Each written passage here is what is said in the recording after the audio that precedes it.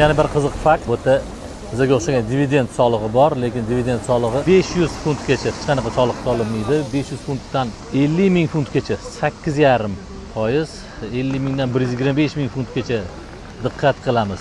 33,75 uchdan birini berib yuborasiz. Va 125 mingdan yuqori bo'lgan dividend uchun 39,35% dividend solig'i bor ekan. Dahshatli summa. 3dan 1 emas, deyarli 10dan 4ni soliqqa to'lab olishingiz kerak degani. Mana sizlarga soliq.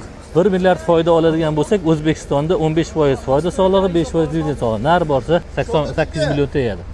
Nega baqirasiz? O'rtoqlikni 1 milliardni Angliyaning stavkalari bo'yicha hisoblab beramiz. 1 milliard foydaga erishadigan bo'lsangiz, 25% foyda solig'i, 250 million foydaga soliqqa ketadi, 750 million qoladi. Endi 750 millioningiz boyagi shkala bo'yicha hisoblaydigan bo'lsak, 50 ming funt sterlingdan yuqori bo'lganligi uchun 33,95% stavkacha, ya'ni 3dan 1ni yana davlatga berib yuborasiz. 750 millionni 3dan 1 250 million dividend solig'i to'lab 500 million o'ziga tegadi. Ya'ni 750 1 milliarddan 250 foyda solig'i, 250 dividend solig'i va 500 o'zingizda qoladi.